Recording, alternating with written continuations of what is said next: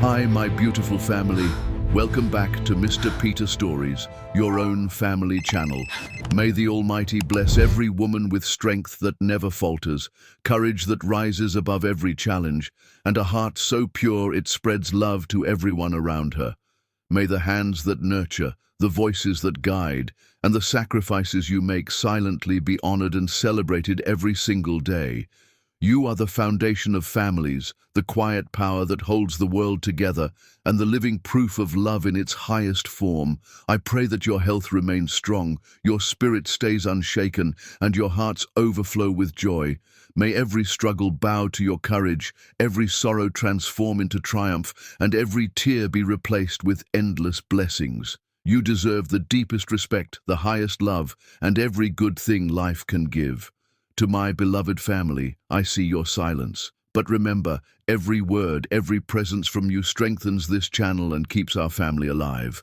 I promise to read and reply to each comment, because your love inspires me to continue bringing stories from my heart to yours. If your heart is true, like the video. If your love is real, write, "I am with Mr. Peter." Tayana Davis had destroyed men in courtrooms for less than what she was looking at on her phone screen. She sat in her corner office on the 42nd floor of the Madison Tower, floor-to-ceiling windows framing a city she'd conquered through sheer brilliance and relentless work. Senior attorney at 31, undefeated in court for the past 18 months. The kind of lawyer opposing counsel feared and clients paid premium rates to secure. But right now, staring at the glowing screen in her hands, none of that mattered. Gary Green. Her husband of 3 years, the man who'd held her last week and whispered that she was his entire world. Standing at an elaborate altar on a Santorini cliffside, his arm around a woman in a couture wedding gown that probably cost more than most people's cars. The Instagram post came from at Luxury Lifestyle Mag, a celebrity blogger with 8 million followers. Exclusive tech billionaire heiress Dominique Laurent's secret dream wedding to her longtime love Gary Green. 5 years of romance culminate in this breathtaking Santorini ceremony. Swipe for more photos of their epic love story. Tayana swiped. Photo after photo. Gary in a custom tuxedo she'd never seen, looking at this woman, Dominique Laurent, the way he'd looked at Tayana on their wedding day. Dominique's hand displaying a massive diamond ring, Gary's matching platinum band catching Greek sunlight, a photo of them cutting a 6-tier cake, another of them dancing on a yacht deck, and the caption on the 4th photo stopped Tayana's heart. 5 years of keeping their relationship private, and now Gary and Dominique are finally making it official. Their friends say they've been inseparable since the day they met. 5 years. Tayana's lawyer brain kicked into overdrive, doing calculations with brutal precision. She'd been married to Gary for 3 years, which meant Gary had been with Dominique, had been married to Dominique based on those rings for 2 full years before he'd ever proposed to Tayana. Before he'd looked into her eyes at their rehearsal dinner and said, "You're the only woman I've ever truly loved."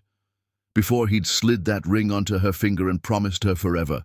Before he'd made her believe she'd finally found someone who saw past her extraordinary beauty to the brilliant, ambitious woman underneath. Tayana Davis was the kind of beautiful that made people stop mid-sentence when she entered a room.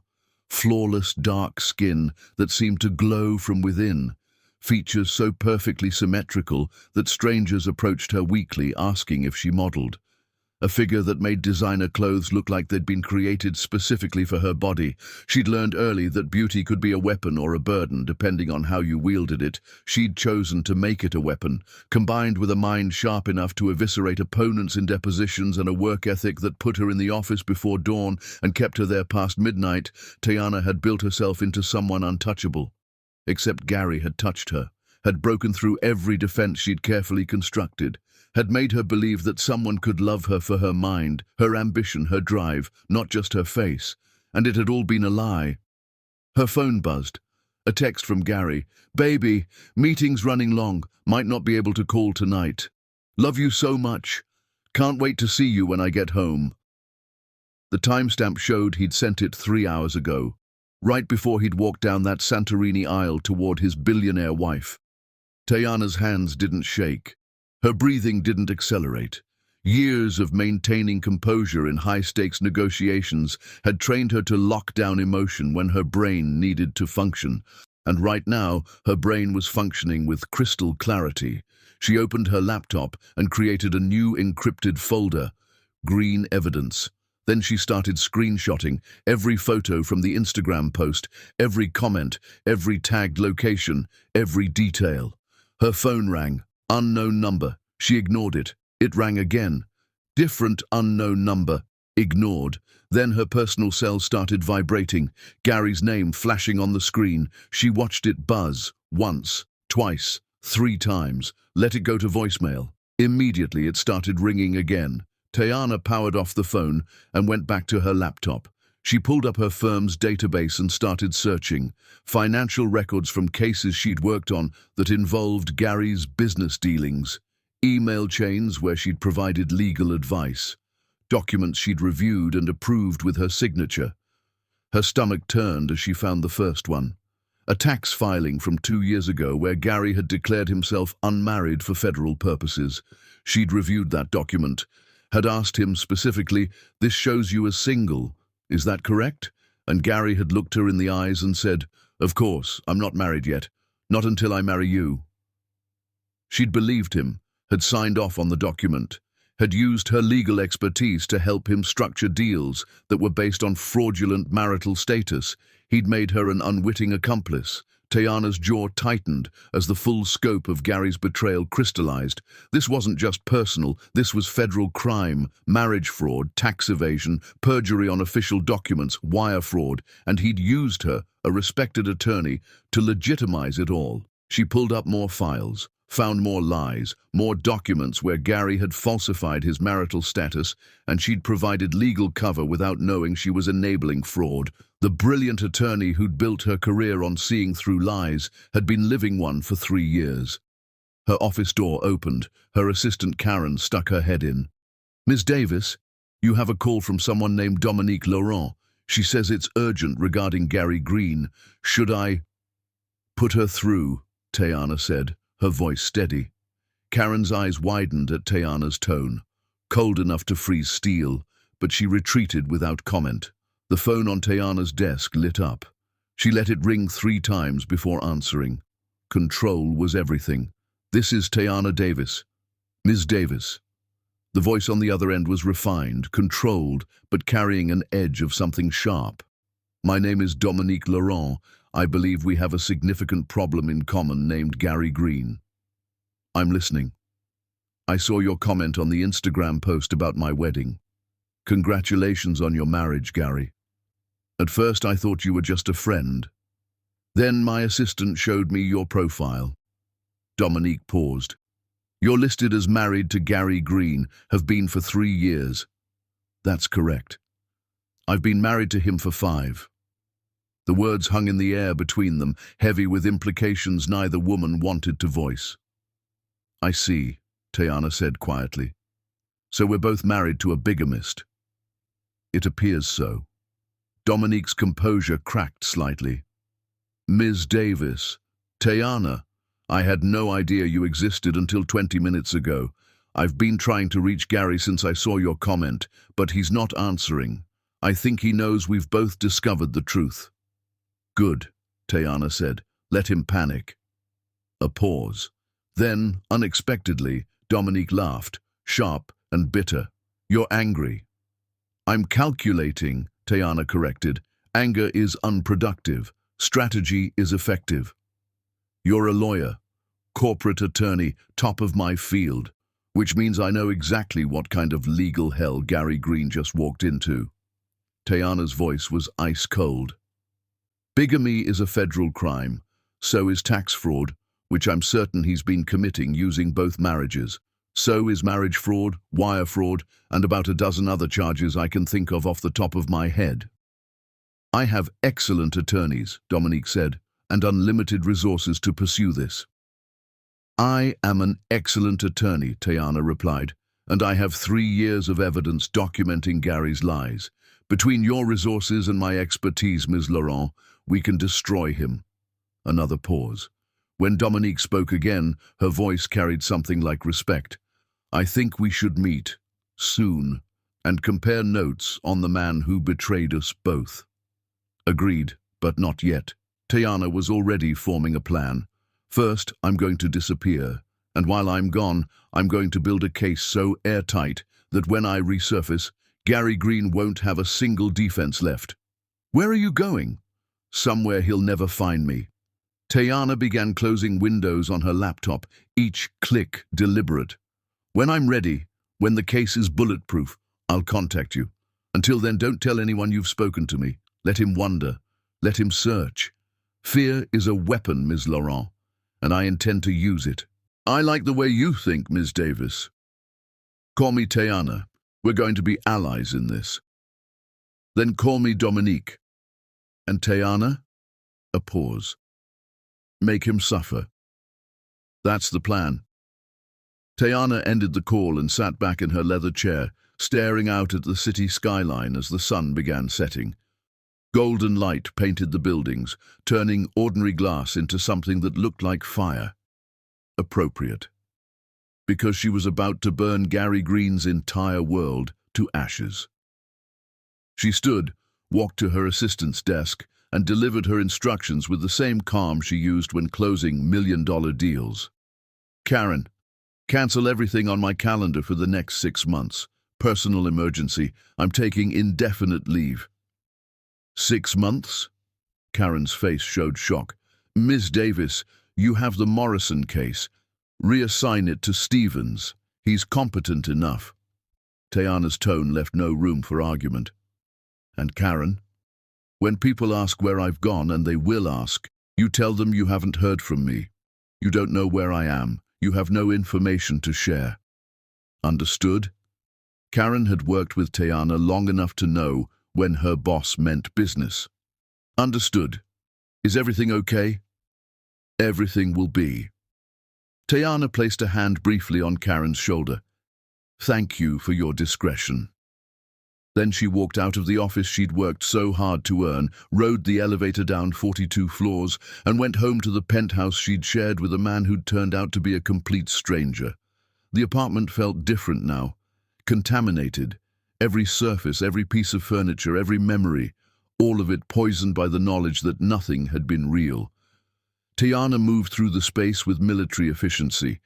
2 suitcases, essential clothes, her laptop, documents from the safe Gary didn't know about, the one she'd installed herself because some part of her had always believed in being prepared for the worst. Smart woman, just not smart enough to see this coming. From that safe, she pulled out $50,000 in cash, emergency money she'd been saving for years, money Gary had never known existed. Along with it came her backup passport, a separate credit card in her maiden name that Gary had never seen, and a burner phone still in its package. Tayana carried everything to the dining room table and sat down with a piece of legal letterhead. Her handwriting was precise, each word chosen for maximum impact. Notice of dissolution of marriage.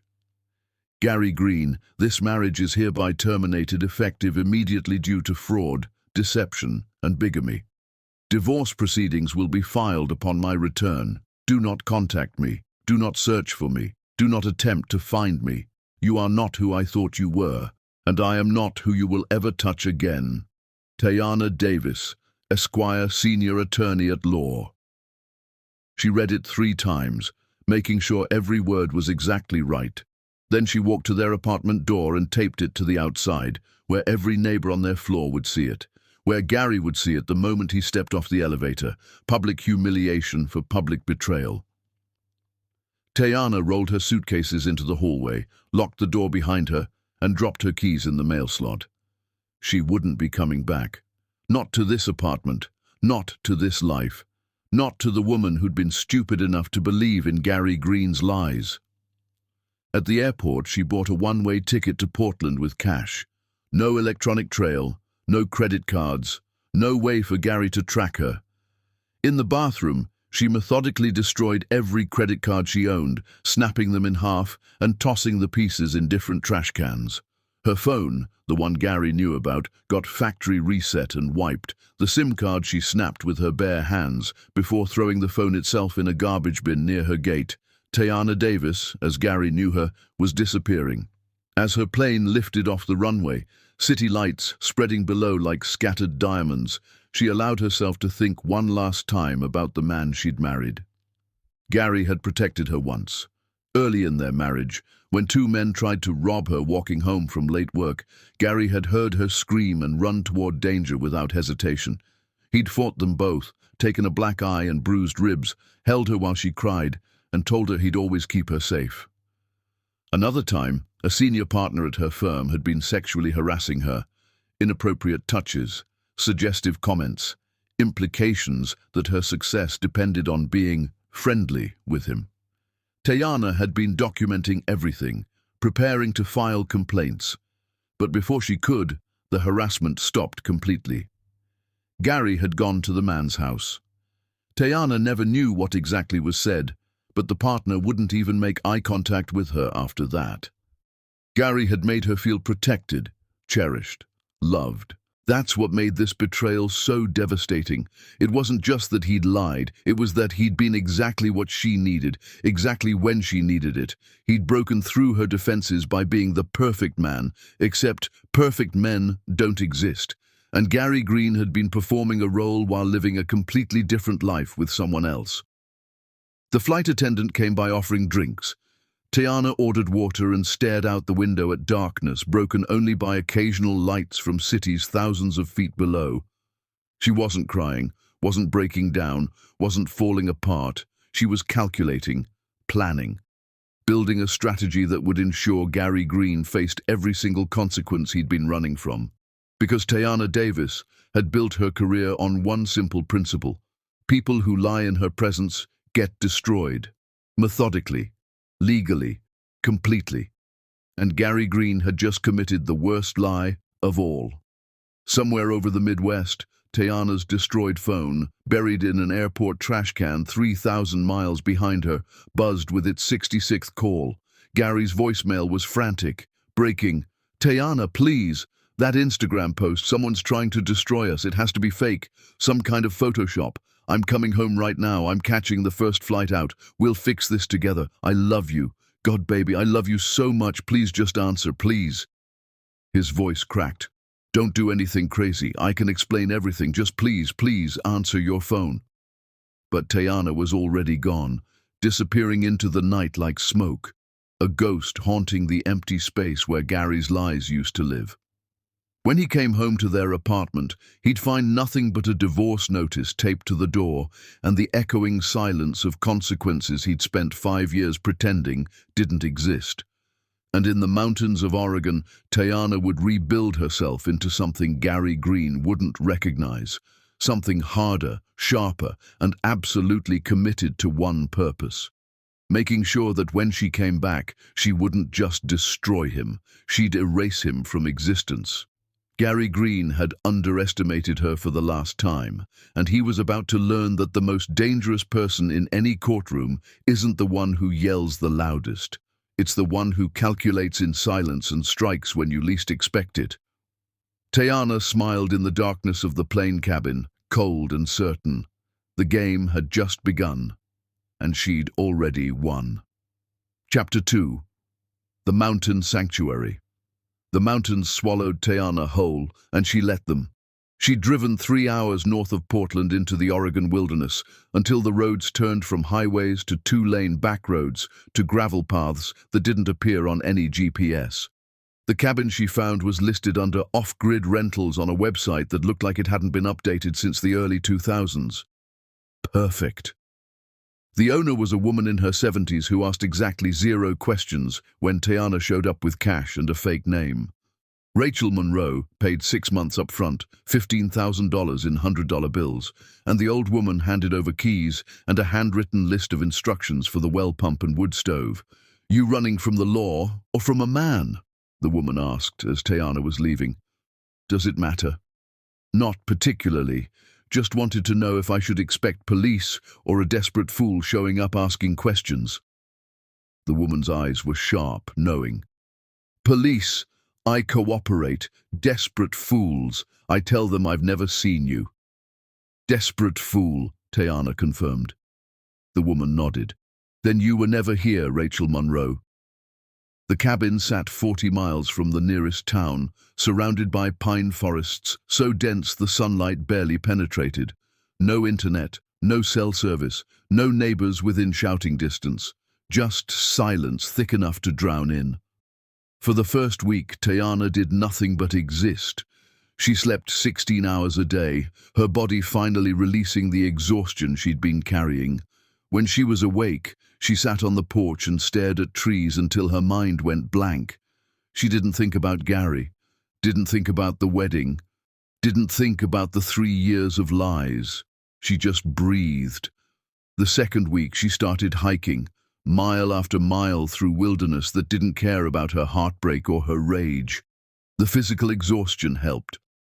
Climbing steep trails until her lungs burned and her legs screamed gave her something to focus on besides the betrayal playing on loop in her head. The third week she screamed. Deep in the forest where no one could hear, Tayana let out every emotion she'd been holding. She screamed until her throat was raw, until her voice cracked and gave out, until she collapsed against a tree trunk and finally let herself cry. She cried for the woman who'd believed Gary when he said he was working late, for the wife who'd trusted him when he said business trips were mandatory, for the fool who'd built her entire life around a man who was living a double life with someone else. When the tears stopped, something else remained. Not grief, not sadness. Something harder and colder that settled in her chest like ice. Determination. The fourth week, Tayana drove into the nearest town, Ridgemont, Oregon, population 847 according to the faded sign at the town limits. One main street, one diner, one general store, one gas station, the kind of place where strangers stood out immediately. She felt the stares as she walked into the general store. Tayana's extraordinary beauty was impossible to hide, even in worn jeans and a plain jacket. The teenage boy behind the counter stammered when she asked about light bulbs. An older woman whispered to her friend as Tayana passed. A man near the hardware section just stared, unblinking. Tayana hated it. She'd come here to disappear, not to be noticed. She grabbed supplies quickly, light bulbs, batteries, canned food, coffee, and was heading to the checkout when she noticed the porch on her cabin had been in her mind. The wood was rotting, dangerous. She needed lumber and tools she didn't have. "Excuse me," she said to the store owner, an older man with kind eyes. "I need some repair work done on a porch. Do you know anyone reliable?" "Tiger Washington," the man said immediately. "Runs the furniture workshop across the street. Does custom work and repairs. Best craftsman in 3 counties. Fair prices, doesn't talk your ear off, shows up when he says he will." Tayana glanced out the window. Across the street sat a converted barn with a hand-painted sign, Washington Woodworks. "Thank you," she said, paid in cash, and left. The workshop smelled like sawdust and wood stain. Tayana stepped inside and found a man bent over a workbench, hands moving with practiced precision as he sanded a piece of cedar. He didn't look up when she entered. "Be with you in a minute," he said, voice low and calm, "just finishing this edge." Tayana waited, studying him. Tiger Washington was maybe early 40s, with the kind of build that came from physical work rather than gyms. His movements were economical, efficient. Former military, she'd bet money on it. Something about the way he carried himself, that quiet, controlled presence. He finished the edge, brushed off the sawdust, and finally looked up. Their eyes met, and something surprising happened. Tiger didn't stare at her face the way every other man in town had. His gaze was professional, assessing, already moving to the problem she'd bring. "Help you with something?" he asked. "I need a porch rebuilt.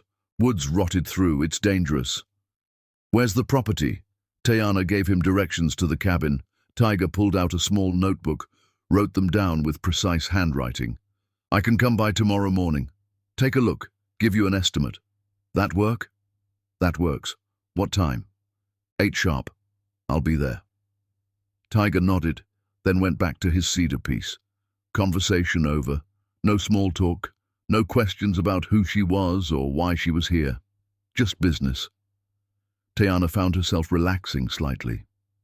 "Thank you," she said. Don't thank me yet, Tiger replied without looking up. Haven't done the work.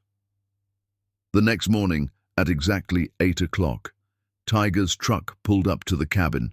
Tayana watched from the window as he got out, grabbed a toolbox, and examined the porch without knocking first. Professional, respectful of her space. After several minutes, he knocked. Tayana opened the door. Porch is worse than you probably think, Tiger said. Rot goes deeper than the surface boards. Needs to be rebuilt from the support beams up. I can do it in 2 days. Materials and labor, $1,500. Cash. That's fair. When can you start? Today, if you want. Got the materials in my truck already. Tayana blinked. You brought materials before I agreed to the price? Figured if you were living out here, you'd need it done fast. If you'd said no, I'd use the lumber for something else. Tiger's expression didn't change. So, yes or no? Yes. Cash up front? Tayana went inside, counted out $1,500 bills, and handed them over. Tiger counted it quickly, nodded, and got to work. For 2 days, Tiger rebuilt the porch. He arrived at 8 each morning, worked until late afternoon, and left without unnecessary conversation. Tayana watched from inside, noticing how he measured twice, cut once, wasted nothing. His craftsmanship was meticulous. On the second afternoon, as he was finishing, Tayana brought him water. You don't talk much, she observed. Don't see the point in talking just to fill silence, Tiger replied, accepting the water. You came out here to get away from something. Figure the last thing you need is someone asking questions you don't want to answer. The observation hit harder than Tayana expected. You're right. Usually am. Tiger drained the water, handed back the glass. Porch is done. Should last you 10 years minimum if you maintain it right. Thank you. Tiger packed his tools, started toward his truck, then paused. Without turning around, he said quietly, You're running from something serious. That's your business. But if you need anything else fixed while you're here, workshops open most days. Then he drove away, leaving Tayana standing on her new porch, wondering how this stranger had read her so easily when Gary had fooled her for 3 years. Over the next few weeks, Tayana found excuses to stop by the workshop. A cabinet door that stuck, a wobbly chair. Each time, Tiger fixed the problem efficiently and charged fair prices. Their conversations stayed surface level, weather, wood types, the best hiking trails. But underneath, Tayana sensed something, a recognition. Like Tiger knew what it meant to run from something that hurt too much to face. She told herself she was just being practical. The cabin needed repairs, and Tiger was skilled. That's all it was. But when she lay awake at night in her isolated cabin, she kept thinking about the way Tiger had protected her privacy without her having to ask. The way he treated her like a person, not a beautiful object to be stared at. The way his presence felt solid and real in a world where everything she'd trusted had turned out to be fiction. Tayana pushed the thoughts away. Trust was what destroyed her. She wouldn't make that mistake again. No matter how steady Tiger Washington seemed, she was done believing in anyone but herself. Late one night, as Tayana sat on her rebuilt porch under a sky full of stars she never saw in the city, her encrypted laptop, which she'd been avoiding, chimed with a news alert. She'd set up a search years ago for Gary's name, back when she'd been proud to see his business successes mentioned in the press. She'd forgotten to disable it. The headline made her blood run cold. Billionaire Dominique Laurent files for divorce, alleges fraud and bigamy against husband Gary Green. Tayana clicked the article. Dominique had discovered everything. The Instagram comment had led her to investigate, and what she'd found had detonated Gary's entire world. Federal prosecutors were now involved. Marriage fraud, tax evasion, wire fraud. Gary was facing serious prison time, and according to the article, investigators were desperately searching for Gary's second wife, Tayana Davis, whose testimony could seal his fate. Tayana closed the laptop and stared into the darkness. Gary's world was collapsing, just like hers had, but the prosecutors wanted her to come back, to testify, to be part of destroying the man who'd destroyed her. She sat there for hours, wrestling with the decision. Part of her wanted to stay hidden forever, to let Gary suffer without her involvement. But another part, the part that had screamed in the forest, that had cried until she had no tears left, wanted to watch him burn, and she wanted to light the match herself. Chapter 3. The Husband's Discovery. Gary Green stood in the hallway of his building, staring at the paper taped to his apartment door like it was a bomb about to explode. His hands shook as he ripped down the divorce notice, the sound of tearing paper obscenely loud in the quiet hallway. He could feel his neighbors watching through peepholes, hear whispered conversations behind closed doors. Everyone on this floor would know by morning, everyone in the building by afternoon. Tayana had made sure of that. Inside the apartment, the emptiness hit him like a physical blow. Every trace of her was gone, her clothes, her books, her ridiculous collection of coffee mugs from every city she'd ever visited for work. The bathroom counter where her skincare products had cluttered every available surface, bare. The closet where her power suits had hung, empty. Even the photographs were gone, leaving pale rectangles on the walls where frames had protected the paint from fading. She'd erased herself from his life as completely as if she'd never existed. Gary pulled out his phone with trembling fingers and dialed her number. The automated voice that answered felt like a slap. "The number you have reached is no longer in service." He tried her office. "Ms. Davis is on indefinite personal leave," her assistant said, in a tone that suggested she'd been instructed to say nothing more. "I can't provide additional information." "This is her husband," Gary said, desperation bleeding into his voice. "I need to know where she is. It's an emergency." "I understand, Mr. Green, but I have no information to share. Goodbye." The line went dead. Gary called Tayana's closest friend, a fellow attorney named Simone who'd been in their wedding. She answered on the third ring.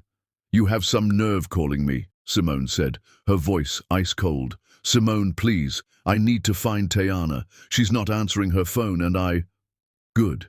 I hope you never find her." The anger in Simone's voice was razor sharp. "I hope she's somewhere you can't touch, can't manipulate, can't lie to anymore. You're disgusting, Gary. Married to another woman the entire time, while Tayana was building you up, supporting your business, standing by you. You don't understand. It's complicated. It's not complicated. It's called bigamy. It's called fraud. It's called being a lying piece of trash who doesn't deserve to breathe the same air as Tayana Davis." Simone's voice dropped to something even colder. "And just so you know, when the police come asking questions, I'm telling them everything I know. When lawyers come looking for witnesses, I'm volunteering. You're going to pay for what you did to her." She hung up. Gary stood in the empty apartment, panic rising in his chest like floodwater. He dialed the private investigator he'd used for business matters. "I need you to find someone. My wife, Tayana Davis. She disappeared, and I need her location immediately." "I'll need details," the investigator said. "Credit card records, phone pings, known associates?" "She's not using her credit cards, her phone's disconnected, and her associates won't talk to me." Gary's voice cracked. "Please, I need to find her. I'll do what I can. But Mr. Green, if someone doesn't want to be found and they're smart about it, they can disappear completely, especially if they have money and time to plan." Tayana had both.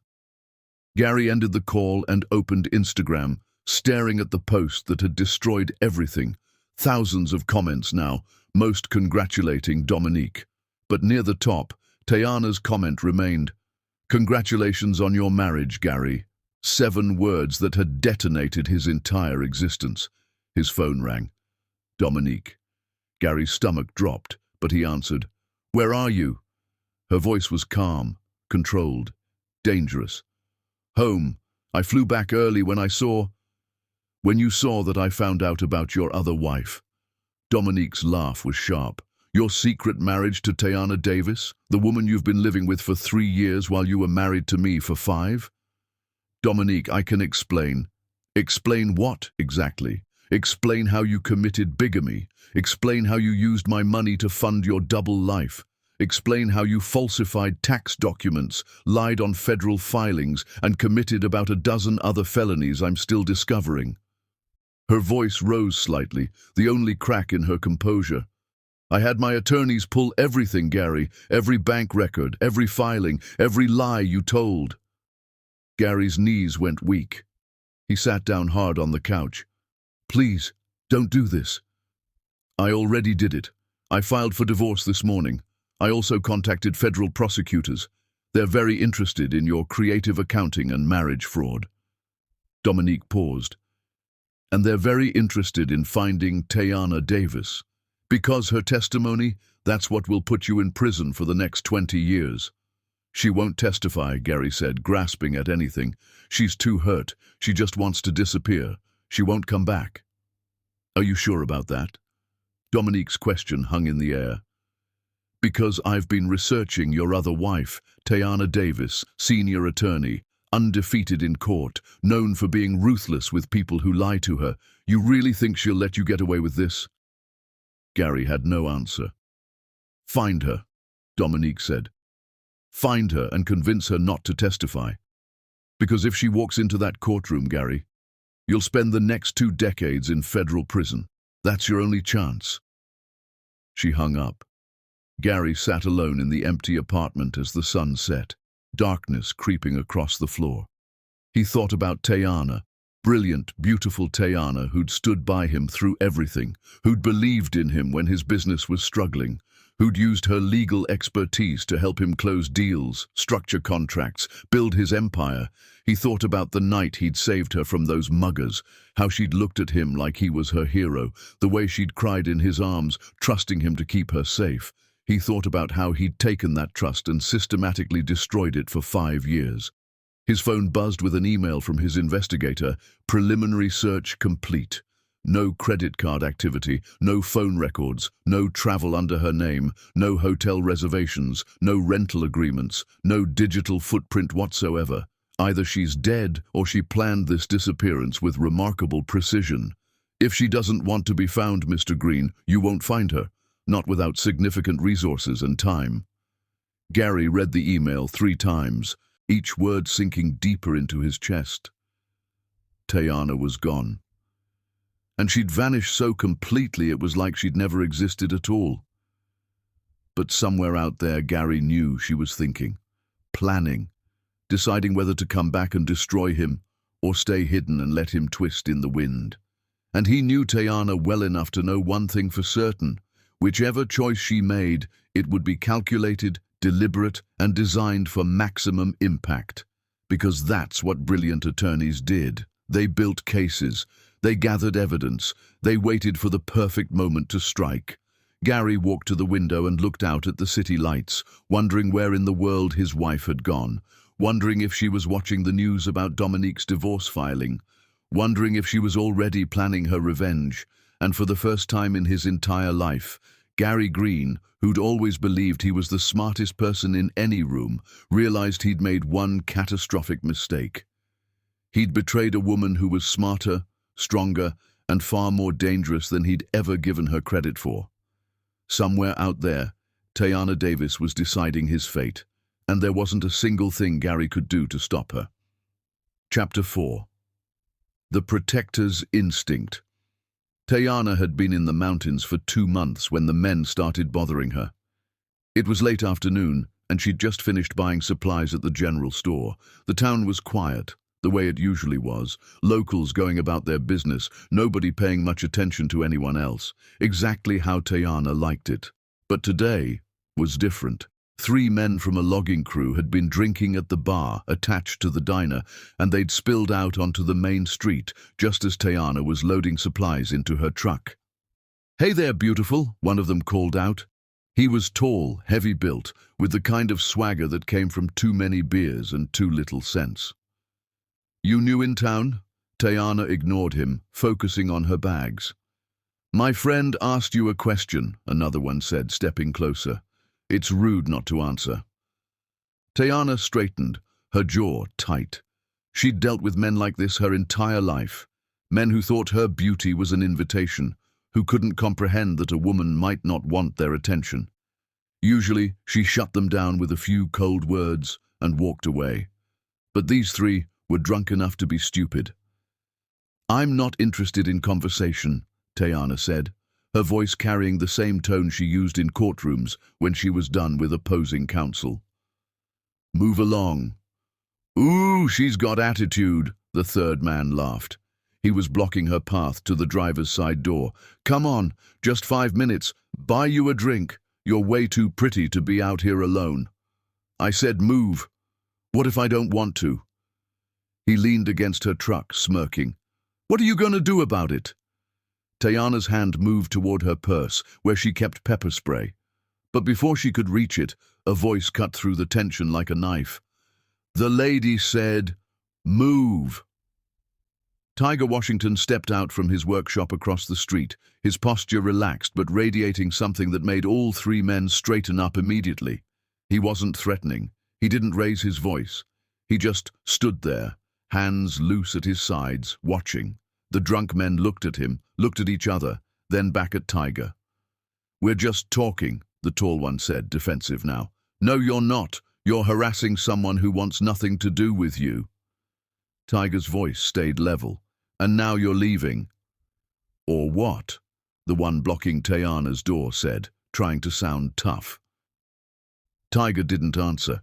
He just looked at the man with the kind of steady, unblinking stare that Tayana recognized from depositions, the look of someone who'd seen real violence and wasn't afraid of it. The man backed down immediately. "Whatever, man. Not worth it." All three of them walked away, muttering under their breath but moving quickly. Tiger watched them go until they turned the corner, then looked at Tayana. "You okay?" "I had it handled," Tayana said, her walls going up automatically. "But thank you. I know you did. Saw you reaching for something in your purse. Pepper spray?" When Tayana nodded, Tiger continued. "Smart. But 3 drunk idiots against 1 person? Better to avoid the fight entirely." He started to walk back to his workshop, clearly considering the matter closed. "Tiger!" Tayana called after him. He stopped. "Why'd you help?" "Because you needed it." He said it like it was the simplest thing in the world. "And because you shouldn't have to defend yourself alone just because you're beautiful and they're drunk." Then he went back to his workshop, leaving Tayana standing by her truck, something unfamiliar warming in her chest. That night, lying in bed in her isolated cabin, Tayana couldn't stop thinking about how Tiger had stepped in without making her feel weak. He hadn't treated her like a damsel who needed saving. He'd just evened the odds, given her backup when the situation turned dangerous. Gary used to protect her like that, she remembered, back when she thought he was the man she'd spent her life with. But Tiger was different. He didn't expect gratitude, didn't use it as an excuse to get closer. He just helped and walked away. Tayana pushed the thoughts aside and pulled out her laptop. The news articles about Gary's implosion had multiplied. Dominique's divorce filing was national news now. Legal experts were speculating about criminal charges, and every article mentioned the same thing. Prosecutors are seeking testimony from Gary Green's second wife, whose whereabouts remain unknown. They wanted her to come back, to testify, to be part of destroying him. Tayana closed the laptop and stared at the ceiling. She still wasn't ready, but something was shifting inside her, changing from the raw hurt of 2 months ago into something colder and more focused. Revenge. Over the next few weeks, Tayana found herself at Tiger's workshop more often. She'd bring him coffee from the diner. He'd show her how to sand wood properly, how to choose the right stain, how to build something strong that would last. Their conversations stayed surface level: mountain weather, wildlife sightings, the best firewood for winter. But sometimes, in the quiet moments, deeper truths slipped through. "You ever wonder if people can change?" Tayana asked one afternoon while Tiger was teaching her to use a handplane. Tiger looked up from the piece of oak he was working on. "Change from what to what?" "From someone who hurts you into someone trustworthy." "No," Tiger said immediately. "People who hurt you aren't broken versions of good people. They're exactly who they are. The question isn't whether they can change. It's whether you're willing to accept that who they showed you was the truth all along. The words hit Tayana hard. That's pretty definitive. It's experience. Tiger's hands moved over the wood with practiced ease. I spent 2 years believing my business partner was a good man who made a mistake, kept giving him chances, kept thinking he'd become the person I thought he was. He paused. But he didn't make a mistake. He showed me exactly who he was, someone willing to destroy me for profit. I just didn't want to see it. What changed? I stopped lying to myself about who he was, accepted the truth. And once I did that, Tiger looked at Tayana directly. I stopped being his victim and started being someone who wouldn't let anyone use me like that again. Tayana absorbed that, recognizing the truth in it. Is that why you're out here? Partially. Also because I like building things more than I like people. Tiger returned to his work. Present company excluded. It was the closest thing to a compliment Tiger had ever given her, and Tayana felt that unfamiliar warmth again. But she pushed it down. She couldn't afford to feel anything for anyone. Not yet. Maybe not ever. One evening, as Tayana was leaving the workshop, Tiger called after her. You planning to stay here permanently, or is this just a stop while you figure things out? Tayana turned back. Why? Because you've got the look of someone still deciding whether to keep running or go back and fight. Tiger leaned against his workbench, studying her. And I've seen that look in the mirror enough to recognize it. What did you decide? Tayana asked. When you had that look? I decided that running away from something and running towards something are different things. Out here, I'm not running from my old partner. I'm building the life I actually want. His eyes held hers. But you? You're still running from something. Haven't started building yet. The observation cut deeper than Tayana wanted to admit. Maybe I'm not ready to build yet. Maybe. Or maybe you're just scared that if you build something new, someone will destroy it again. Tiger's voice was gentle but unflinching. That's the real question, isn't it? Not whether you can survive what happened, but whether you're brave enough to risk it happening again. Tayana left without answering, but his words followed her back to the cabin and kept her awake most of the night. Tiger Washington was dangerous, she realized. Not because he was pushing her or demanding anything, but because he saw through every wall she'd built, and he was patient enough to wait for her to take them down herself. And patience was something Gary had never had. That thought alone should have made her trust Tiger more. Instead, it terrified her, because if she let herself trust him, if she let herself feel anything real for this quiet, solid man who protected her without asking for anything in return, what happened when it turned out to be another lie? What happened when Tiger turned out to be just another version of Gary, wearing a different mask? Tayana couldn't survive being destroyed again. She just couldn't. So she did the only thing that made sense. She started avoiding Tiger's workshop, stopped bringing him coffee, found excuses not to need repairs, put distance between them before something dangerous could grow. But late at night, when she couldn't sleep, Tayana kept thinking about the way Tiger had stepped between her and those drunk men, the way he'd made her feel safe without making her feel weak. And she kept thinking about his question. Was she brave enough to risk building something new, knowing it could be destroyed? She didn't have an answer yet, but somewhere deep inside, beneath all the fear and hurt and rage, a small voice was starting to whisper that maybe, just maybe, not everyone was Gary Green, and maybe Tiger Washington was exactly who he appeared to be, a good man who'd been hurt badly and rebuilt himself into something stronger. The question was whether Tayana had the courage to believe it. Chapter 5. The walls hold firm. Tiger Washington noticed when Tayana stopped coming by the workshop. It wasn't subtle. For 3 weeks, she'd been a regular presence, bringing coffee, learning woodworking, filling the quiet space with questions about joinery and wood grain. Then, overnight, nothing. The workshop felt emptier without her there. Tiger understood what it meant. She was pulling back, rebuilding walls he'd unknowingly started to penetrate. He'd seen people do it before, get close to trusting someone, then panic and retreat, usually because whoever hurt them in the first place had hurt them bad enough to make trust feel impossible. He gave her space, didn't push, didn't show up at her cabin uninvited, just kept working and waited to see if she'd come back on her own terms. Meanwhile, across the country, Gary Green's world was collapsing in spectacular fashion. Dominique Laurent's legal team had filed a preliminary divorce document that read like a criminal indictment.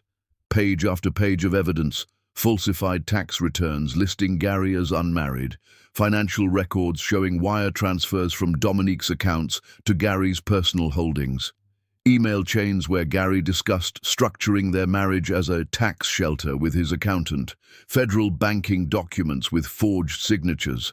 The document was filed publicly, which meant every news organization in the country had access. Financial networks ran it as their lead story. Legal experts analyzed it on television. Social media dissected every detail. Gary Green wasn't just being divorced, he was being systematically destroyed. But the most damaging part of Dominique's filing was the last section, titled Additional Material Witness. It outlined Tayana Davis's existence, Gary's second wife, married for 3 years while he was still legally married to Dominique.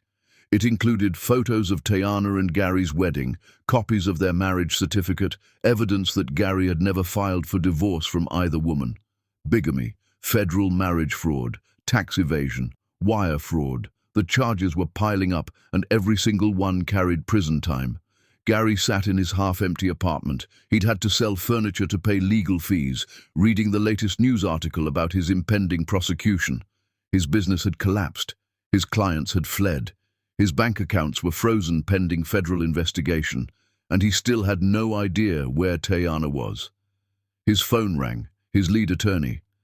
"We need to talk about your options," the lawyer said without preamble. "Federal prosecutors officially filed charges this morning, 12 counts. If convicted on all of them, you're looking at 20 to 25 years. Gary's hands shook. "What are my options?" "Realistically, plea deal. If you cooperate fully, provide documentation, testify against anyone else involved in the financial irregularities, they might reduce it to 8 to 10 years. 8 to 10 years, Gary's voice cracked. For being married to two people. For being married to two people, falsifying federal documents, committing tax fraud, wire fraud, and about 8 other felonies, yes." The lawyer's tone was flat. "But here's the bigger problem. Dominique Laurent is cooperating fully with prosecutors. She's providing evidence, testimony, everything. She wants you buried. What about Tayana? That's the wild card. If she surfaces and testifies, your chances of any favorable deal drop to almost zero. Her testimony would corroborate everything Dominique is saying, plus add additional fraud charges related to your relationship with her." The lawyer paused. "You need to find her, Gary. Convince her not to testify. It's your only shot." "I've been trying. She's vanished." "Try harder, because if she walks into that courtroom, you're done." The call ended. Gary stared at his phone, desperation clawing at his chest. He'd already spent $30,000 on private investigators who'd found nothing. Tayana Davis had disappeared as completely as if she'd never existed. His mind went to the memories he'd been avoiding, the good times, before everything fell apart. Tayana laughing at his jokes, Tayana supporting him through business failures, Tayana standing by him when everyone else doubted. There was a night, early in their marriage, when Gary had been at his lowest. A major deal had fallen through. He'd been on the verge of bankruptcy. Tayana had held him while he cried, told him they'd figure it out together, helped him restructure his business plan until it worked. She'd saved him then, and this is how he'd repaid her. Gary pulled up old photos on his phone. Tayana on their wedding day, absolutely stunning in her dress, looking at him like he was everything she'd ever wanted.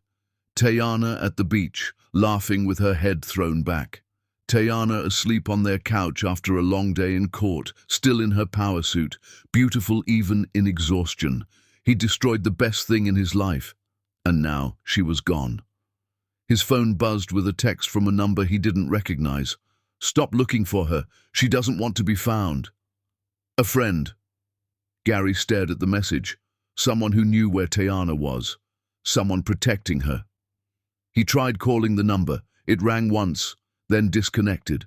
When he tried again, the number was no longer in service. Back in Oregon, Tayana sat in her cabin, staring at the burner phone she'd used to send that message. She'd bought it in a town 3 hours away, sent one text, and destroyed it immediately after. Untraceable. But sending that message had accomplished something important. It told Gary she was alive, watching, and choosing not to come back. That uncertainty would destroy him more effectively than any testimony. Tayana opened her laptop and scrolled through more news articles. The prosecution was building their case methodically, piece by piece. They didn't need her testimony yet. Dominique was providing enough evidence to move forward. But eventually they'd push harder to find her. Eventually she'd have to decide. Come back and destroy Gary in court, or stay hidden and let him twist in the wind. Tayana was leaning toward option 1, but she wasn't ready yet. A knock on her cabin door startled her. She closed the laptop quickly and walked to the door, checking through the window first. Tiger stood on her porch, holding something wrapped in cloth. Tayana opened the door. "I didn't call for any repairs." "I know. Brought you something." Tiger held out the cloth. "You left your coffee mug at the workshop 3 weeks ago. Thought you might want it back." It was a flimsy excuse, and they both knew it. Tayana took the mug. "Thank you." Tiger nodded, started to leave, then stopped. He turned back, his expression more serious than she'd ever seen it. "I don't know what you're running from," he said quietly. "And I don't need to know. But I do know this. Whatever it is, you're strong enough to face it. I've watched you rebuild a porch from scratch, learn woodworking in weeks, survive alone in these mountains without complaint. You're not someone who stays down." He met her eyes. "So whenever you're ready to stop running and start fighting, you'll be ready for it." Tayana's throat tightened. "What if I'm never ready?" "Then you stay here and build a quiet life. Nothing wrong with that." Tiger shrugged. "But I don't think that's who you are. I think you're someone who faces things head on. You're just scared right now, and that's okay.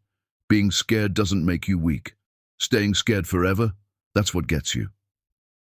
He left before Tayana could respond. She stood in her doorway holding the coffee mug, watching his truck disappear down the mountain road. Tiger's words echoed in her head, mixing with the anger she'd been cultivating for months, the hurt she'd been burying, the rage she'd been afraid to unleash. Maybe he was right. Maybe she was strong enough to face this. Maybe it was time to stop hiding and start fighting. That night, Tayana made a decision. She pulled out her laptop and started typing. Not to prosecutors, not to lawyers, to Dominique Laurent directly. The message was simple. "Ms. Laurent, my name is Tayana Davis. I believe we have something in common. We were both betrayed by the same man. I'm ready to talk. But I do it on my terms, in my time. If you're interested in comparing notes about the man who destroyed us both, reply to this email. We'll arrange a meeting." Tayana hit send before she could second-guess herself. Then she sat back and waited to see if Dominique would respond. Because if she was going to destroy Gary Green, she wouldn't do it alone. She'd do it with the one person who had as much reason to want him buried as she did. 2 women betrayed, 2 women brilliant, 2 women ready for revenge. Gary Green had no idea what was coming for him. But he was about to find out. Chapter 6. The husband who once protected her. Dominique Laurent's response came within 3 hours. Tayana's encrypted email chimed in the dead of night, pulling her from restless sleep. She grabbed her laptop, heart pounding, and opened the message. "Miss Davis, I've been hoping you'd reach out. I have questions only you can answer, and I suspect you have questions for me as well. I'm willing to meet on your terms. Name the place and time. I'll come alone. D.L." Tayana read the message 3 times, analyzing every word the way she'd analyze a contract. Dominique was smart. No pressure, no demands, just a straightforward offer. Exactly how Tayana would have approached it if their positions were reversed. She typed back, 2 weeks from today. I'll send you coordinates the day before. Come alone, or I disappear again. Dominique's reply was immediate. Understood. Thank you for trusting me with this. Tayana closed the laptop. Trust was a strong word for what she was doing. This wasn't trust. This was strategy. Dominique had resources, evidence, and motivation. Together, they could build a case against Gary that would be absolutely unbeatable. But over the next 2 weeks, as Tayana prepared for the meeting, her mind kept drifting to memories she'd been trying to suppress. Memories of when Gary wasn't the monster who'd betrayed her, when he was the man who'd protected her. It had been a late night, 3 years ago, just after they'd gotten married. Tayana was walking home from the office, only 6 blocks, a route she'd walked hundreds of times.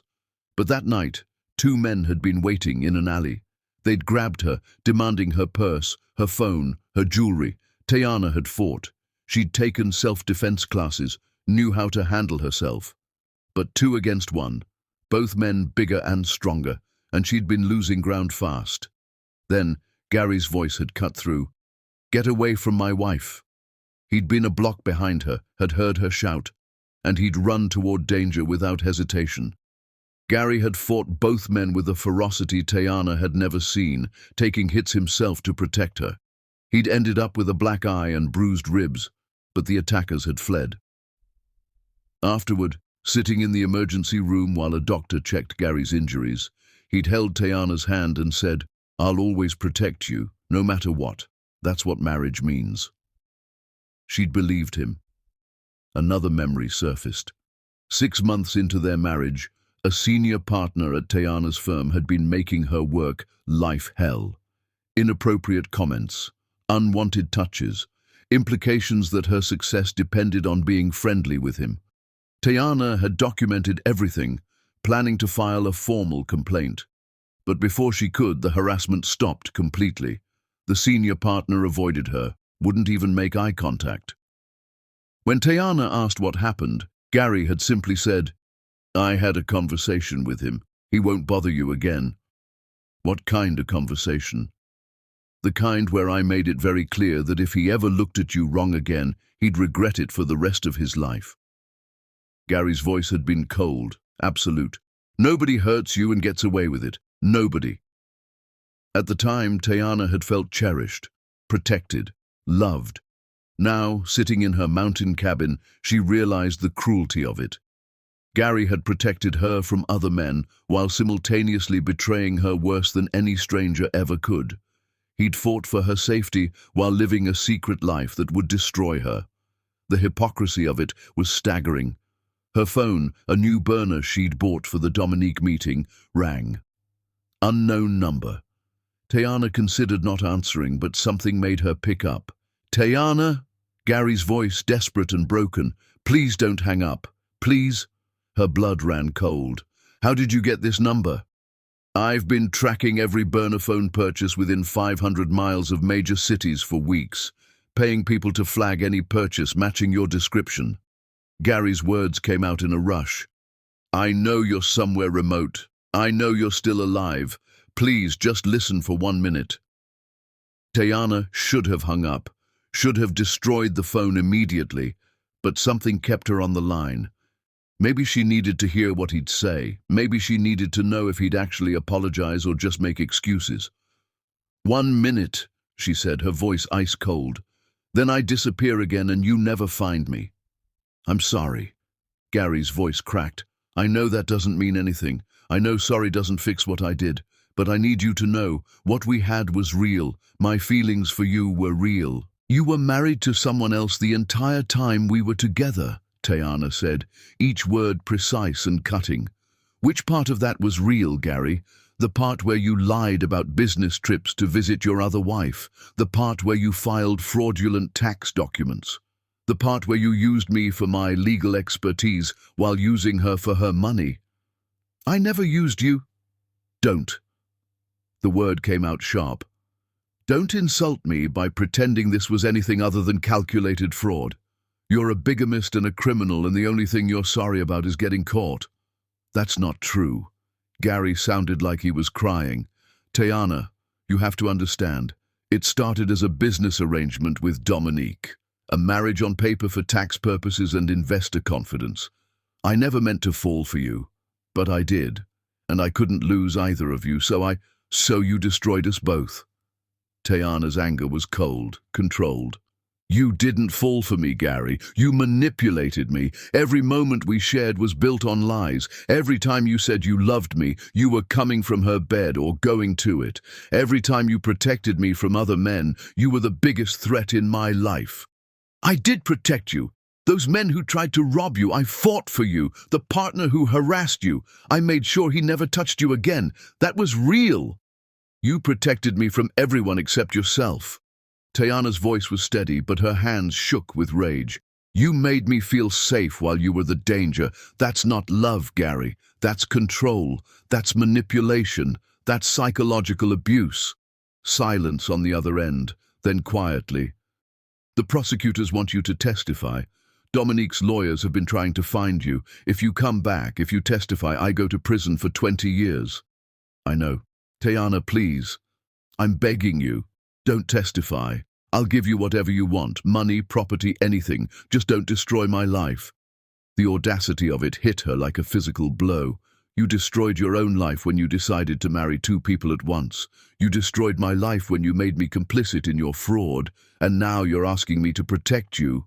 I'm asking you to remember the good times. Remember when I saved you from those muggers. Remember when I stood up for you against that partner. Remember when I loved you. You never loved me. Tayana's voice was absolute. You loved what I could do for you, and now that I can't do anything but destroy you, you're desperate. That's not true. Your minute is up, Gary. Tayana stood, looking out at the mountain darkness. Don't try to find me again. Don't call any more numbers. Don't track any more phones, because the next time I surface, it'll be in a courtroom, and I'll be the prosecution's star witness. Tayana, wait! She ended the call, removed the SIM card, and smashed the phone under her boot. Then she sat down and cried. Not for Gary, not for their marriage, but for the woman she'd been 3 years ago, the woman who'd believed in fairy tales and protection and love that turned out to be nothing but smoke and mirrors. That woman was gone now, dead and buried in these mountains. What emerged from the cabin that night was someone harder, colder, and absolutely committed to one thing, making sure Gary Green faced every consequence he'd been running from, because he'd asked her to remember the good times, the times he'd protected her. But what Gary had forgotten was that Tayana was a brilliant attorney who'd built her career on destroying people who lied to her. And now she had all the motivation in the world to destroy the biggest liar she'd ever known. 2 weeks later, Tayana sent Dominique the coordinates for their meeting. A small diner in a town 3 hours from Ridgemont, neutral territory where neither of them had connections. As Tayana drove there, she thought about Gary's plea, about his desperation, about how he'd tried to use their history as a weapon against her. He'd protected her once, that was true, but now she was going to show him what happened when you betrayed someone strong enough to protect herself. Gary Green had underestimated her for the last time, and he was about to learn that the woman he'd destroyed was coming back as something far more dangerous, a survivor with nothing left to lose and everything to prove. Chapter 7. The rainy night. The storm rolled into the mountains without warning, turning afternoon into something dark and violent. Tayana was halfway back from her meeting with Dominique when the rain started, heavy drops that quickly became sheets of water hammering her windshield. The mountain roads turned treacherous, visibility dropping to almost nothing. The meeting had lasted 4 hours. She and Dominique had sat across from each other in a quiet diner booth, two women connected by the same betrayal, and compared notes on the man who'd destroyed them both. Dominique was nothing like Tayana had expected, not cold or calculating, but sharp, controlled, and absolutely certain about what she wanted. Gary in prison for the maximum sentence possible. She'd brought file after file of evidence, financial records, emails, documentation of every lie Gary had told. But what struck Tayana most was Dominique's question near the end. Did he make you feel safe? Like you were the only person in the world who mattered? Yes, Tayana had admitted. He was good at that. He made me feel the same way. Dominique's smile was bitter. That was his greatest skill, making us believe we were special. that we were different, that we were loved. They'd left the diner as allies, not friends, two generals planning a war against a common enemy. Dominique had hugged Teyana before leaving, a brief gesture that felt like a pact being sealed. Now, driving through the storm, Teyana felt something shift inside her. She wasn't alone in this anymore. She had backup, someone who understood. Then her car started sputtering. The engine coughed, stuttered, and died. Teyana guided it to the shoulder, but she already knew this was bad. She was on a deserted mountain road, no cell service, no houses in sight, and a storm that was getting worse by the minute. She tried the engine again. Nothing. Teyana sat in the dark car, rain pounding the roof, and allowed herself exactly 30 seconds of frustration before shifting into problem-solving mode. She had emergency supplies in the trunk: flashlight, blankets, water. She could wait out the storm here, deal with the car in the morning, but the temperature was dropping fast, the kind of cold that could turn dangerous overnight. She'd been sitting there for over an hour, shivering despite the blankets, when headlights appeared through the rain. Tiger's truck. He pulled up behind her, got out without hesitation despite the storm, and ran to her driver's side window. Teyana rolled it down. "Engine trouble?" he asked, rain already soaking his jacket. "Won't start. I was going to wait it out here." Tiger shook his head. "Not safe. Temperatures dropping below freezing tonight. You'll get hypothermia." He checked her engine with a flashlight, water streaming down his face. "This needs parts I don't have in the truck. Won't be fixed until tomorrow at earliest." "Nearest hotel?" 50 miles back the way you came. Roads are getting impassable." Tiger looked at her directly. "I live 15 minutes from here. Got a guest room. You can stay there until the storm passes and we get your car fixed." Teyana's instinct was to refuse, to maintain distance, to protect herself from trusting anyone. But she was freezing, genuinely in danger, and Tiger was offering practical help with no strings attached, the same way he'd been doing for months. "Okay," she said. "Thank you. Grab what you need. I'll tow your car tomorrow." Teyana transferred her important bags to Tiger's truck, and they drove through the storm in silence. His cabin appeared through the rain like something out of a dream. Beautiful timber construction, large windows, surrounded by tall pines that swayed violently in the wind. Inside was warm, smelling like wood smoke and coffee. Tiger handed Teyana dry clothes, a sweatshirt and sweatpants that were too big but warm, and showed her to a small bathroom where she could change. When she came out, he'd started a fire in the stone fireplace and was making coffee in the kitchen. "Coffee?" he asked. "Please." They sat in the living room, fire crackling, rain hammering the windows. For a long time, neither spoke. Just two people existing in the same space, no pressure, no expectations. Then Teyana broke the silence. "I met with someone today. Someone who was hurt by the same person who hurt me." Tiger looked at her, waiting. "We're going to destroy him," Teyana continued. "Legally, completely. Make sure he faces every consequence he's been running from." "Good," Tiger said simply. "He deserves it. You don't even know what he did. I know he hurt you bad enough that you disappeared for months. I know he's the reason you can't trust anyone. That's enough." Tiger sipped his coffee. People who destroy others like that deserve to be destroyed themselves. Something in Teyana's chest loosened. "I'm scared," she admitted quietly. "Scared that going back to face him means becoming weak again, means opening myself up to being hurt. Going back isn't weakness. Running away and staying away forever, that's weakness." Tiger set down his mug. "You're one of the strongest people I've ever met, Teyana. You survived betrayal that would break most people. You disappeared completely when you needed to. You're rebuilding yourself from nothing. That's not weakness. That's power." "I don't feel powerful." "Because you're still healing. But healing doesn't mean you're not strong. It means you're smart enough to know you need time." Tiger leaned forward slightly. "And when you're ready to fight, you'll be unstoppable, because you've got something he doesn't." "What?" The truth. Tiger's voice was quiet but certain.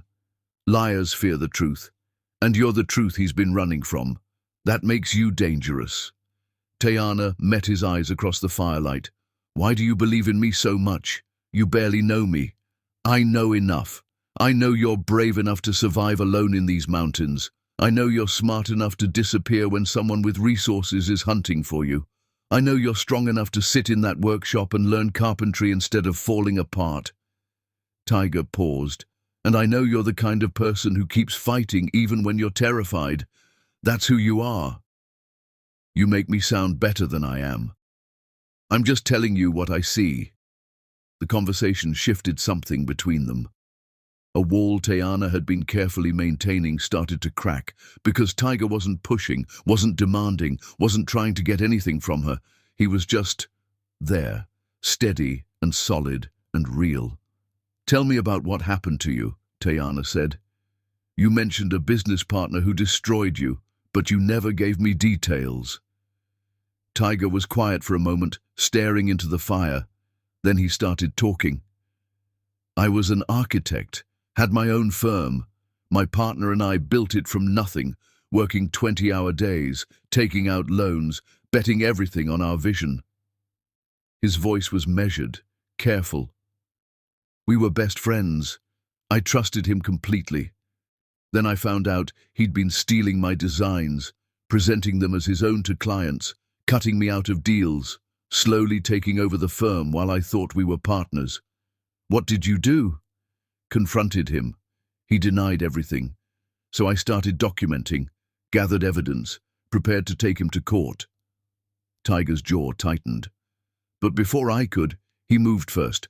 Filed paperwork claiming I'd been stealing from company accounts, forged documents, made it look like I was the one defrauding the firm. Tayana's lawyer brain kicked in immediately. He set you up. Completely. By the time I proved my innocence, he'd taken over the firm, alienated all our clients, destroyed my reputation in the industry. I spent 2 years in legal battles just to clear my name. Lost everything, the business, my savings, my career. Tiger finally looked at her. And my fiancée left me halfway through. Said she couldn't handle the stress. Your fiancée left when you needed her most? Yeah. Turns out she was more interested in the successful architect than the broken man fighting to prove he wasn't a criminal. Tiger's smile was bitter. So I lost everything. Business, reputation, relationship. All because I trusted the wrong person. I'm sorry. Don't be. It taught me something important. Tiger stood, walked to the window, watched the storm outside. It taught me that some people will destroy you if it benefits them, and it taught me to recognize the difference between people who are temporarily in your life and people who'll stay when things get hard. Is that why you're out here? Tayana asked. Because you couldn't trust anyone anymore? Initially, yes. I came here to hide, same as you. Tiger turned back to face her. But then I realized something. Just because one person destroyed my trust doesn't mean everyone will. I was letting one bad experience dictate my entire future. So what changed? I started building things again. Not buildings, furniture, cabins, things I could create with my own hands. And I started helping people who needed help, like fixing your porch. And slowly, I remembered who I was before he destroyed me. Tiger's eyes held hers. I wasn't going to let him win by staying broken forever. Tayana felt tears burning behind her eyes. I want that. I want to remember who I was before he destroyed me. Then remember. Tiger's voice was gentle but firm. Remember that you're brilliant. Remember that you're strong. Remember that you survived. And remember that the woman sitting in my living room right now is the same woman who built a career on destroying liars in court. He didn't change who you are. He just made you forget, temporarily. The tears spilled over. Tayana wiped them away, frustrated with herself for crying. But Tiger crossed the room and sat beside her, not touching, just close. It's okay to be hurt, he said quietly. Being hurt doesn't make you weak. It makes you human. And something in Tayana broke. All the pain she'd been holding back, All the rage and betrayal and grief she'd been burying came flooding out. She cried harder than she had in months, and Tiger just sat there, steady and patient, letting her fall apart without trying to fix it. When the tears finally stopped, Tayana looked at him through blurry eyes. "Thank you." "For what?" "For seeing me. For not treating me like I'm broken. For just being here." Tiger smiled slightly. "That's what people do when they care about each other." The words hung in the air between them, loaded with meaning neither of them wanted to fully acknowledge. "I should go to the guest room," Tayana said, standing. "It's late." But as she turned to leave, Tiger caught her hand gently, not pulling, not demanding, just holding. "You don't have to be alone tonight," he said quietly. "Not if you don't want to be." Tayana looked down at their joined hands, her heart pounding. Every instinct screamed at her to run, to protect herself, to maintain distance. But standing there in the firelight with this man who'd been nothing but honest and patient and kind, Tayana made a choice. She chose to be brave. She turned back to Tiger, their eyes meeting in the dim light. "I don't want to be alone." What happened next was slow and deliberate. Tiger pulled her closer, giving her every opportunity to change her mind, to pull away. But Tayana didn't. She leaned into him, into the warmth and solidity of someone who saw her as a person, not a possession. Their kiss was soft at first, tentative, like they were both testing whether this was real or another beautiful lie. But when nothing shattered, when the moment held steady and true, the kiss deepened. Tiger lifted her easily, carrying her to his bedroom without breaking contact. And there, in the warmth and safety of his cabin while the storm raged outside, Tayana let herself feel something she thought she'd never feel again. Trust. Their night together was passionate and raw and honest. Two people who'd been broken by betrayal, finding temporary sanctuary in each other. No lies, no games, just two damaged souls choosing connection over isolation. And for the first time in months, Tayana felt like herself again. Strong, powerful, alive. But when morning came, old fears would return, and Tayana would have to decide if she was brave enough to believe that not everyone was Gary Green, or if she'd let her past destroy her chance at something real. Chapter 8. The Trust That Breaks Again. Morning light filtered through Tiger's bedroom windows, soft and golden. Tayana woke slowly, awareness creeping in piece by piece. The weight of an arm around her waist, the warmth of another person beside her, the smell of coffee already brewing somewhere in the cabin. For one perfect moment she felt safe. Then reality crashed in. What had she done? Tayana carefully extracted herself from Tiger's arms and sat up, her heart racing. Last night had been real, honest, everything she'd thought she wanted, but in the cold light of morning, panic flooded through her veins. She'd trusted Gary completely, and he'd destroyed her. What made her think Tiger would be any different? Tayana dressed quickly, grabbing her clothes from where they'd been scattered across the floor. Her hands shook as she buttoned her shirt. She needed to leave, needed distance, needed to think clearly without Tiger's steady presence making her forget why she'd built walls in the first place. "Running already?" Tiger's voice was quiet, not judgmental, just observant. Tayana turned. He was sitting up in bed, watching her with those calm, knowing eyes. "I need to go," she said, her voice shakier than she wanted. "Last night was... I shouldn't have..." "Shouldn't have what?" Tiger stood, pulling on his jeans. "Shouldn't have let yourself feel something? Shouldn't have trusted me? Or shouldn't have admitted you're human? I don't know you well enough to have done what we did. You know me better than you think." Tiger's voice stayed level. "You've been watching me for months, Tayana, evaluating, testing, seeing if I'm real or another performance, and I've passed every test. So this isn't about not knowing me. This is about being terrified that I might actually be who I appear to be." Tayana's walls slammed up. "You don't know what you're talking about." "Don't I? You're scared that if you let yourself trust me, if you let yourself care about me, I'll turn out to be just like him, another liar hiding behind a good performance. Tiger took a step closer. But I'm not him, Tayana, and the fact that you can't see that says more about your fear than it does about me. You're right, Tayana said, anger flooding her now.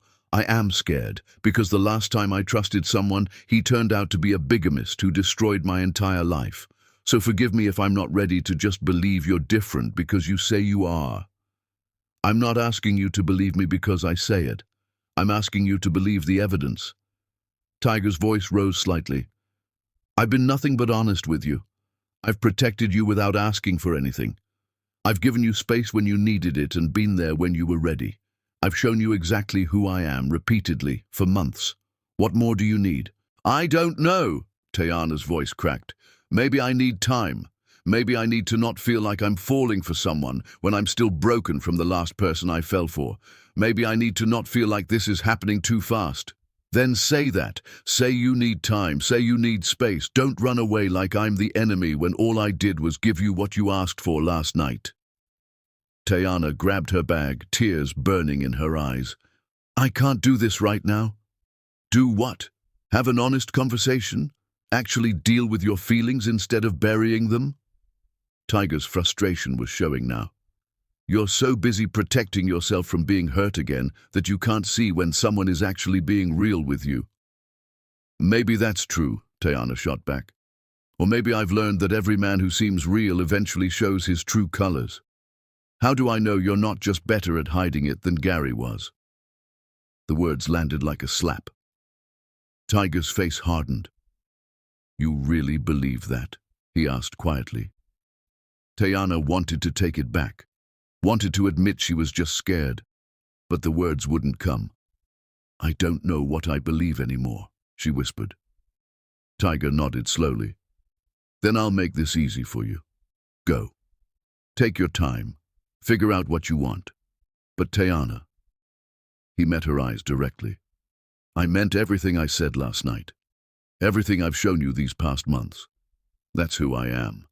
And when you're ready to accept that someone can actually be honest with you, I'll still be here. And if I'm never ready, then I'll still be here, just not waiting. Tiger turned away, grabbing a shirt. Your car should be fixable by this afternoon. I'll have it towed to my workshop. Keys will be in the ignition when it's done. No charge. The dismissal was clear, not cruel, just final. Tayana left without another word, walking through the early morning forest back to her cabin. The walk took 2 hours, plenty of time for her thoughts to spiral. What had she done? Tiger had been nothing but good to her, and she'd thrown it in his face because she was scared. But wasn't that smart? Wasn't protection what she needed? She didn't have answers. For the next week, Tayana avoided town, avoided any chance of seeing Tiger. She stayed in her cabin and focused on the one thing she could control, building the case against Gary. Dominique sent her encrypted files almost daily, evidence, emails, financial records. Together, they were constructing something unbeatable. Federal prosecutors had reached out to Dominique, asking about Tayana's whereabouts. Dominique had stonewalled them, saying Tayana would come forward when she was ready. That time was approaching. Tayana spent hours reviewing the evidence, making notes, preparing for what would be the biggest testimony of her career. She was good at this, clinical, precise, turning emotion into strategy. This was familiar territory, safe territory, not like the confusing mess of feelings Tiger had stirred up. On the 8th day after she'd left Tiger's cabin, Tayana drove into town to get supplies. She didn't plan to stop by the workshop, didn't plan to see him, but Tiger was standing outside when she drove past, working on a piece of furniture in the open air. He looked up when her truck went by, their eyes meeting for a brief second. He nodded once, no smile, no wave, just acknowledgement. Then he went back to work. Tayana parked at the general store and sat in her truck for a long time, staring at nothing. That simple nod had hurt more than anger would have, because it meant Tiger had meant what he said. He wasn't chasing her, wasn't begging her to come back. He'd laid out who he was, and now he was letting her decide. The ball was completely in her court, and Tayana realized with sudden, painful clarity that she had no idea what to do with it. That night, she got the email she'd been waiting for. Federal prosecutors wanted to meet. They had enough evidence from Dominique to move forward with charges, but Tayana's testimony would make the case ironclad. They were offering to meet her anywhere, anytime, on her terms.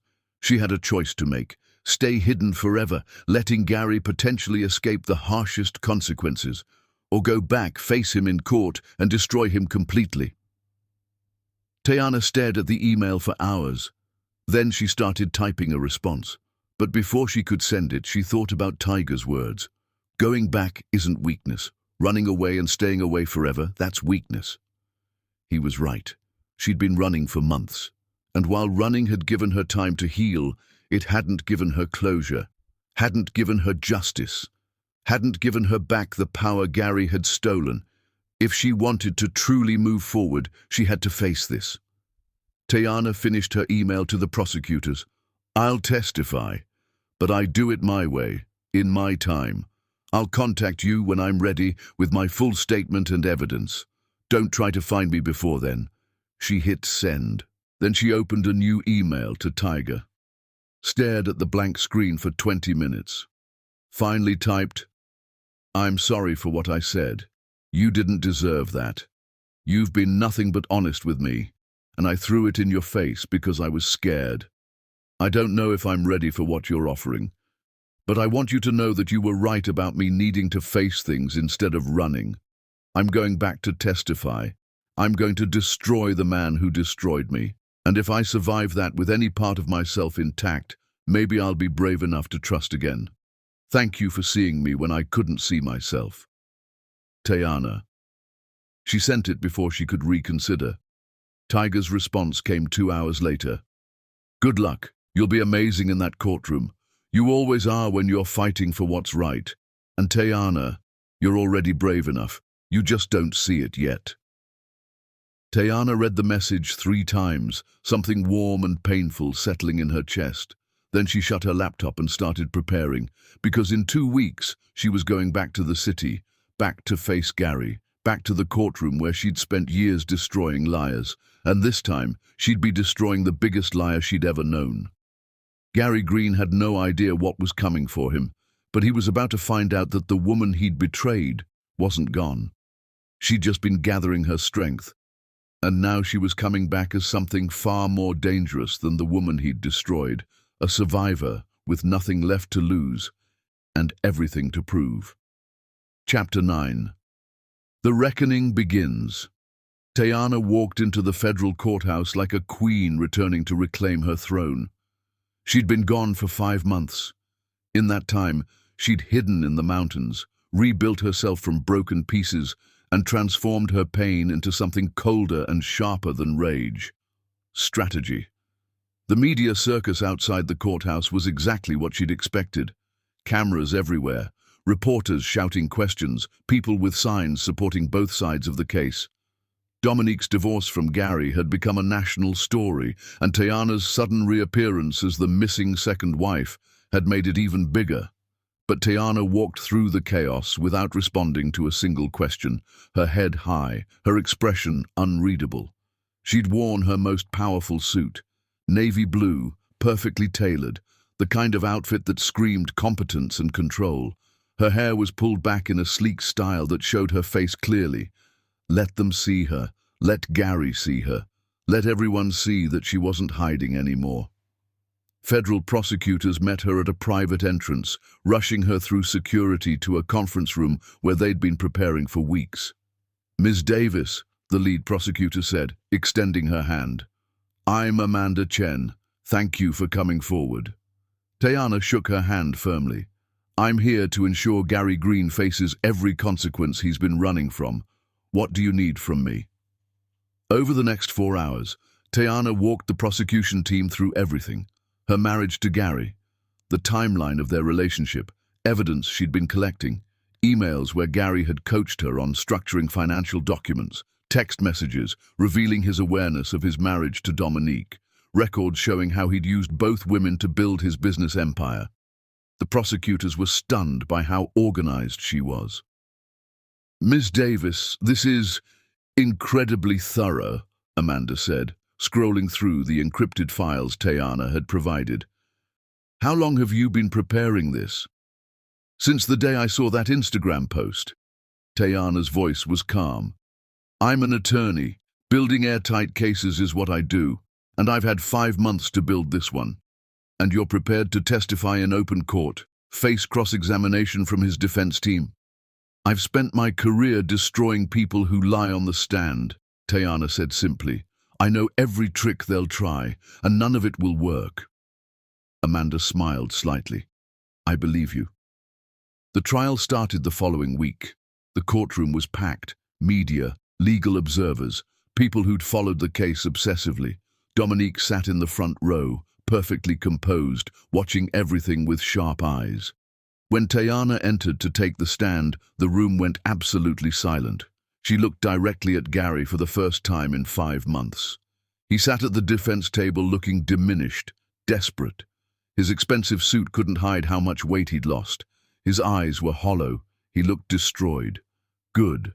Tayana was sworn in and took her seat, her posture perfect, her expression neutral. Amanda Chen began the examination. "Ms. Davis, can you please state your relationship to the defendant?" "I was married to Gary Green for 3 years, from our wedding until I discovered he was committing bigamy." "And how did you discover this?" "I saw an Instagram post showing Gary marrying another woman, Dominique Laurent, while he was still married to me." Tayana's voice was steady, professional. "The post indicated they'd been in a relationship for 5 years, which meant he'd been with her for 2 years before he ever proposed to me. What was your reaction?" "Shock, then calculation. I'm an attorney. I immediately recognized this wasn't just betrayal. It was federal crime, marriage fraud, tax evasion, perjury on official documents." Tayana looked directly at the jury. "So I began documenting everything." For the next 3 hours, Tayana methodically destroyed Gary's entire defense. She presented emails where Gary had discussed structuring their marriage to benefit his business dealings, text messages where he'd lied about his whereabouts, claiming business trips when he was actually with Dominique, financial records showing how he'd used both marriages to commit tax fraud, claiming benefits he wasn't entitled to. Every piece of evidence was time-stamped, verified, unimpeachable. Gary's defense attorney tried to rattle her during cross-examination. "Ms. Davis, isn't it true that you're testifying out of revenge, that you're a scorned woman trying to destroy the man who left you?" Tayana looked at the attorney with the same expression she'd used countless times to dismantle opposing counsel. "I'm testifying because Gary Green committed multiple federal crimes and used me as an unwitting accomplice. This isn't about revenge. It's about justice. And if you'd actually read the evidence I've presented, you'd understand the difference." The attorney tried again. "You claim you had no knowledge of his marriage to Ms. Laurent, but isn't it possible you knew and chose to ignore it?" "No, it's not possible, because if I'd known, I would have done exactly what I'm doing right now, presented every shred of evidence to ensure he faced prosecution." Tayana's voice was ice cold. "I built my career on destroying people who lied to me.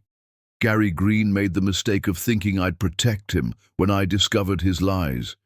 Instead, I spent 5 months building a case so thorough that his only option was to plead guilty or face certain conviction." The courtroom erupted in whispers. The defense attorney looked rattled. "No further questions," he muttered. Over the next 2 days, Dominique testified as well. Her testimony was equally devastating, corroborating everything Tayana had said and adding additional evidence of Gary's financial crimes. The 2 women didn't speak during breaks, but they exchanged looks, warrior recognition, 2 generals who'd joined forces to destroy a common enemy.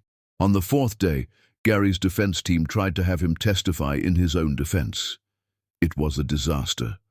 Under Amanda Chen's precise questioning, Gary contradicted himself repeatedly, lied about things the prosecution had already disproved. tried to paint himself as a victim of circumstance. The jury wasn't buying it. Tayana watched from the gallery as Gary fell apart on the stand, and she felt nothing. No satisfaction, no vindication, just cold certainty that justice was being served. Closing arguments came on the fifth day. Amanda Chen was brilliant, methodical, tying together every piece of evidence into an unbreakable narrative. Gary Green didn't make mistakes, Amanda told the jury. He made calculated choices to defraud 2 women, the federal government, and multiple financial institutions. He committed bigamy. He lied on tax documents. He used his marriages as tools for financial gain. And he did it all while making both women believe they were loved, cherished, special. She paused, letting that sink in. Tayana Davis and Dominique Laurent are here today not as scorned women seeking revenge, but as survivors of systematic fraud who had the courage to come forward and demand accountability. The evidence they've provided is overwhelming, undeniable, and proves beyond any reasonable doubt that Gary Green is guilty on all counts. The defense's closing argument was weak, grasping at straws that didn't exist. The jury deliberated for 4 hours. When they returned, their verdict was unanimous: guilty on all 12 counts. The judge scheduled sentencing for 2 weeks later. Gary was remanded into custody immediately. As federal marshals led him away in handcuffs, he looked back at Tayana one last time. She held his gaze steadily, her expression giving nothing away. Then he was gone. Outside the courthouse, media surrounded both Tayana and Dominique. For once, Dominique addressed them directly. "This case was never about 2 women fighting over a man," she said, her voice carrying authority. "It was about holding someone accountable for systematic fraud and abuse. Tayana Davis is one of the strongest people I've ever met. She could have stayed hidden. Instead, she came back to ensure justice was served. That's not revenge. That's courage." Tayana stepped forward. "I'm not a victim. I'm a survivor, and I want any woman watching this to understand something. When someone betrays you, when someone lies to you, when someone uses you, you have the power to fight back, legally, strategically, and you can win." The cameras flashed. Questions shouted. But Tayana was done talking. She walked away from the courthouse, Dominique beside her, 2 women who'd been destroyed by the same man and had rebuilt themselves into something he could never touch again. Later that evening, Tayana sat in a hotel room, finally alone. Her phone had been blowing up with messages, colleagues congratulating her, friends saying they'd always known she was strong, offers from law firms wanting to hire her. But the message she kept reading was from Tiger. "Watched the news coverage. You were incredible. Proud of you for facing it. Hope you find what you're looking for now that it's over." Tayana stared at that message for a long time. The trial was over. Gary would be sentenced to prison. Justice had been served. So why did she still feel empty?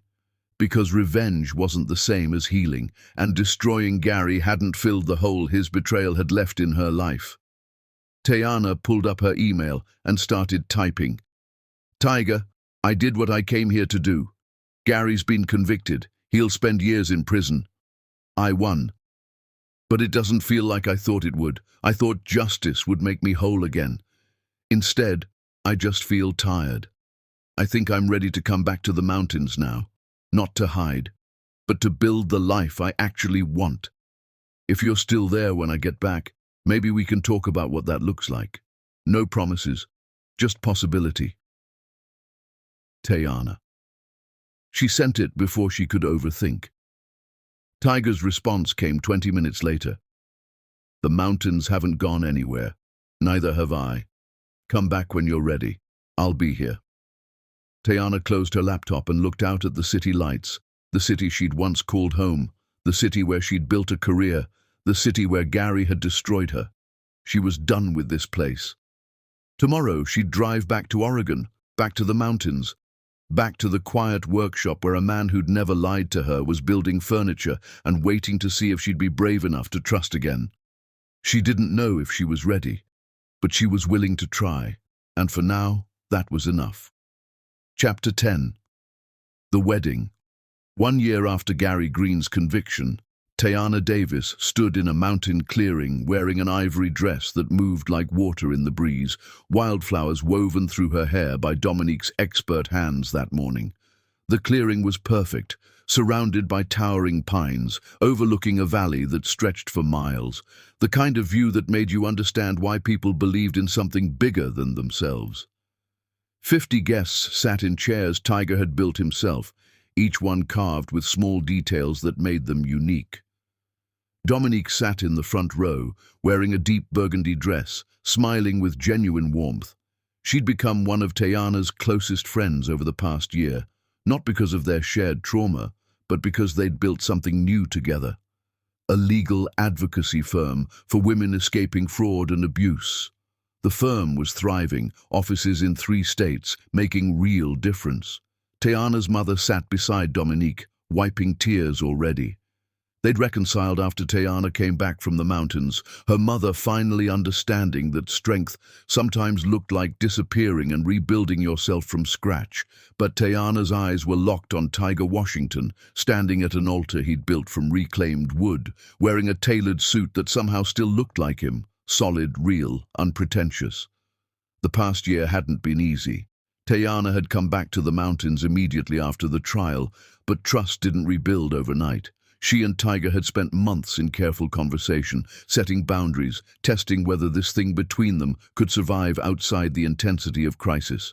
There had been setbacks, moments when Tayana's walls went up, and Tiger had to decide whether to push through or give her space.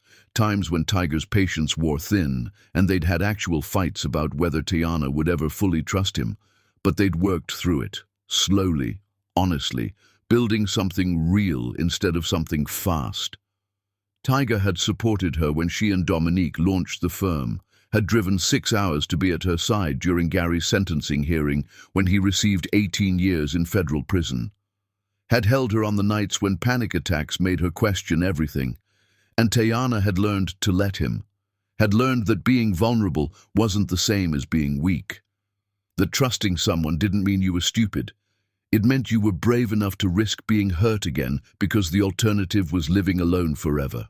The officiant, a friend from town who'd gotten ordained specifically for this, began speaking, but Tayana barely heard the words.